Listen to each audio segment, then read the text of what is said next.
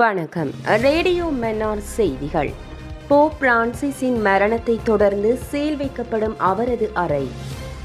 Pope Francis ஏழைகளுக்கான தனது பணிவு மற்றும் அர்ப்பணிப்புக்காக உலகளவில் அறியப்பட்ட ஒருவராவார். 88 வயதில் நுரையீரல் அழற்சி நோயால் அவதிப்பட்டு வந்த போப் பிரான்சிஸ் நேற்று முன்தினம் காலை உயிரிழந்துள்ளார். இவரின் மறைவினை தொடர்ந்து அடுத்த போப் யார் என்ற கேள்வியே மக்களிடையே எழுந்துள்ளது. இந்த நிலையில் வத்திக்கானுடைய நடைமுறைப்படி போப்பினுடைய இறப்பை உறுதி செய்யும் அவருடைய நிதி செயலாளர் 3 முறை அவருடைய ஞானஸ்தானம் பெறும் பெயரை அழைப்பாராம். அந்த 3 முறைக்கும் பதிலளிக்காத போதே அவரின் இறப்பு உலகிற்கு அறிவிக்கப்படும் என்று கூறப்படுகின்றது. 1963 ஆண்டு வரை இறந்த போப்பினுடைய நெற்றியில் வெள்ளியிலான சுத்தியலில் 3 முறை தட்டி அவரது மரணம் உறுதிப்படுத்தப்பட்டுள்ளது.